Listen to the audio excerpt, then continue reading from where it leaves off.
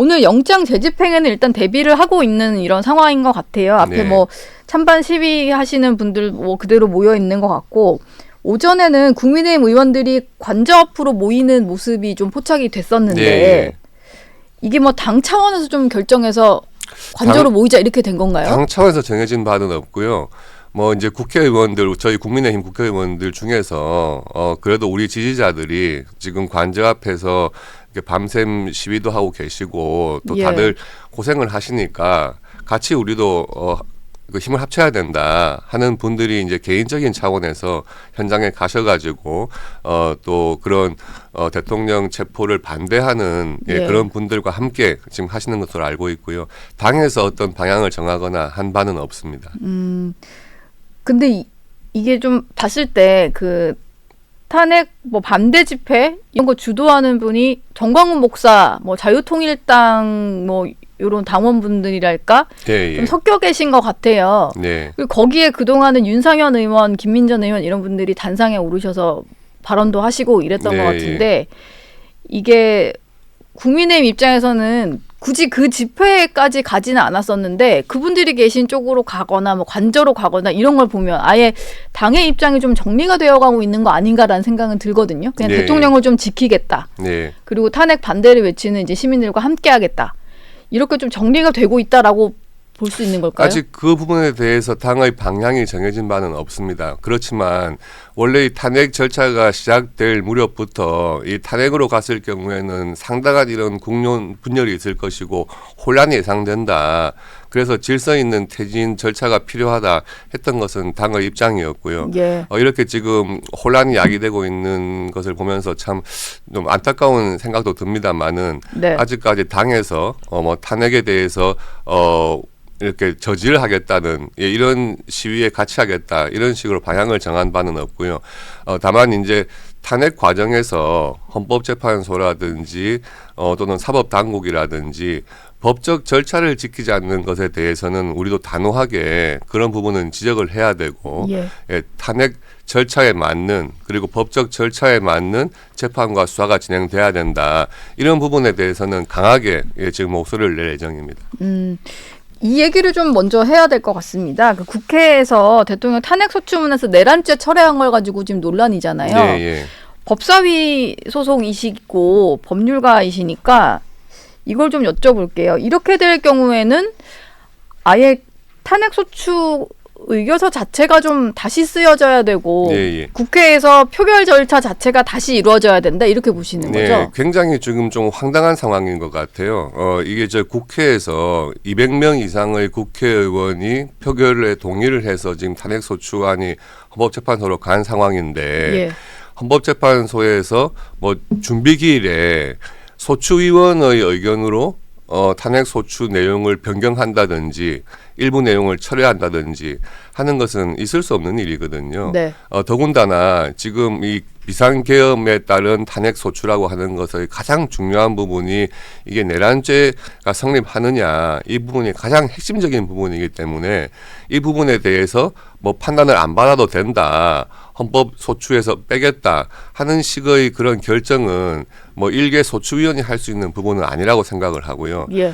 국회 표결 과정에서도 그런 내란죄 부분이 포함되어 있었기 때문에 찬성한 국회의원도 있을 것이고 그런 부분이 포함되어 있었기 때문에 반대한 국회의원도 있는 거거든요. 예. 그렇다면 당연히 핵심적인 부분이 변경됐을 때는 기존의 탄핵소추는 철회를 하고 전체를 다시 새롭게 표결을 하는지 하는 것이 정상적인 절차라고 보여지고 예. 이렇게 국론이 상당히 분열된 상황에서 소추의원의 무슨 개인적인 의견으로 또는 헌법재판소 일부 재판관의 무슨 소명을 통해서 이렇게 일부 핵심적인 내용이 철회된다는 것은 정말 있을 수가 없는 것 생각을 합니다.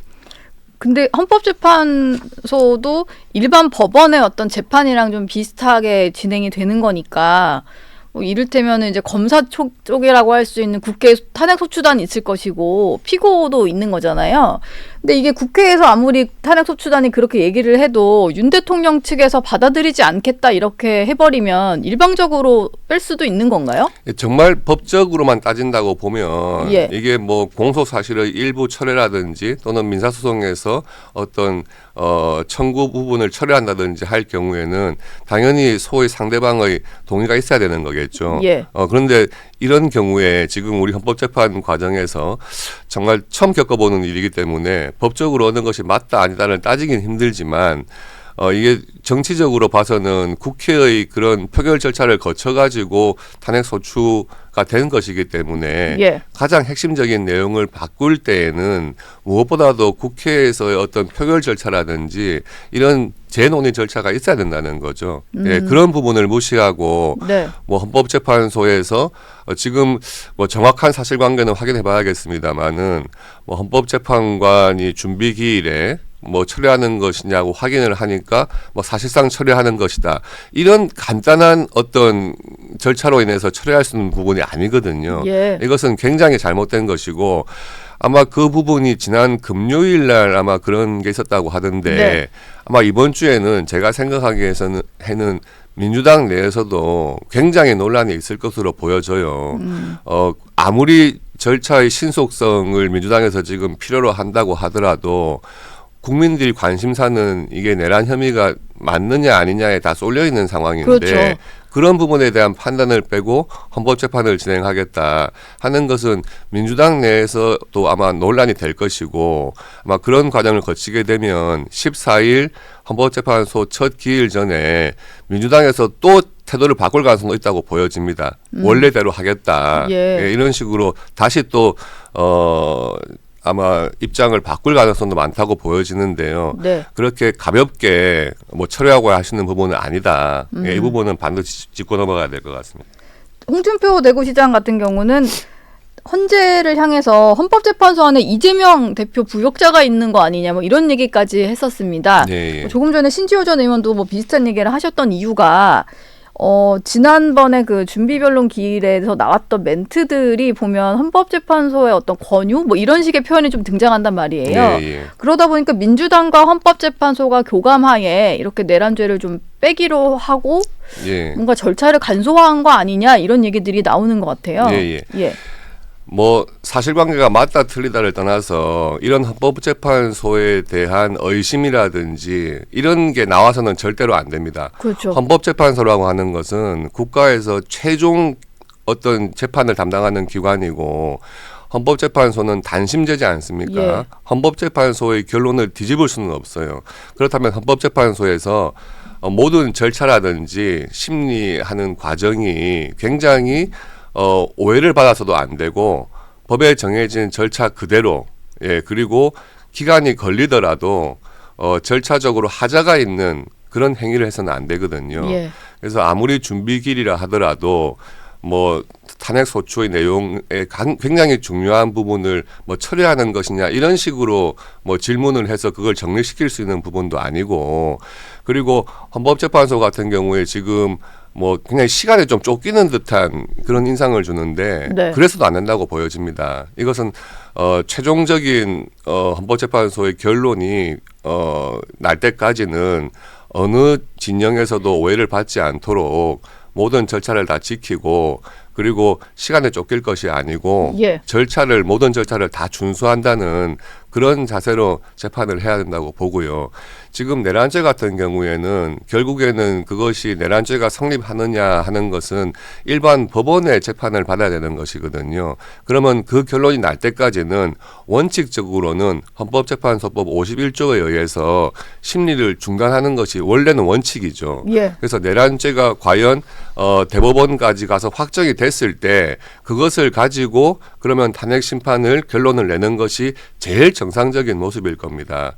그런데 그런 부분을 다 일단은 무시하고 가려고 하다 보니까 내란죄를 갖다가 아예 그냥 빼면은 신속하게 할 수 있지 않을까 이런 생각을 헌법재판소도 하는 것 같아요. 네. 그런데 그렇게 시간에 쫓겨서 어느 한쪽에 유리한 결론을 미리 예단하는 것 같은 그런 태도를 보여서는 국민들께서도 수긍하기 어렵다. 그리고 헌법재판소라는 것은 굉장히 공정해야 될 기관이기 때문에 예.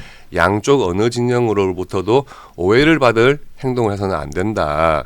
예, 그렇게 생각을 합니다.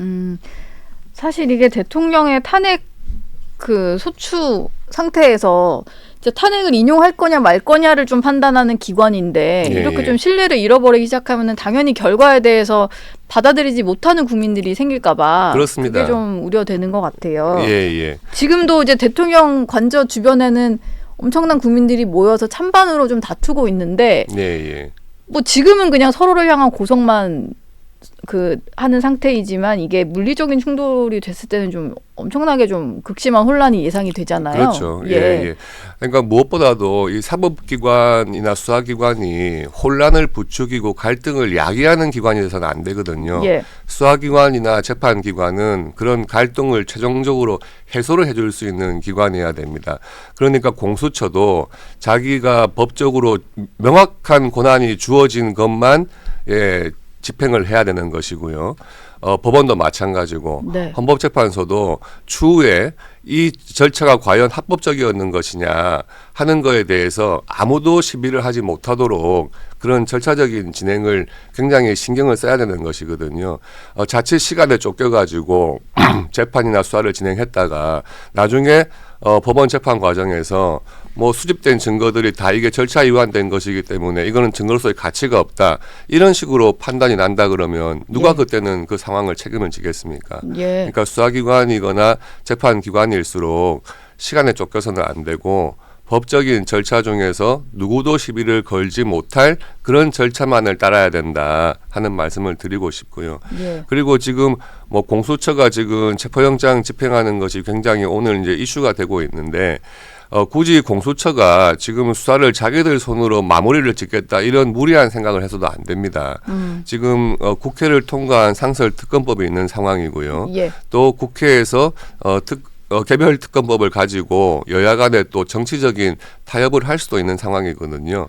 그렇다면 그런 특검이 출발했을 때 네. 그런 특검을 통해서 뭐 절차적으로나 내용적으로나 아무런 시비가 생기지 않도록 하는 수사 절차를 진행할 수 있는 거니까 공수처나 경찰이나 지금 무리하게 우리 국론 분열시키고 갈등 야기하고 불상사가 생길 수 있는 이런 절차를 무리하게 진행하는 것보다는 네. 지금은 본인의 어떤 권한 내에서 다 수긍할 수 있는 정도만 수사를 하고 네. 그런 최종적인 수사는 결국엔 특검 절차로 가야 되는 것이 아닌가 그렇게 생각을 합니다.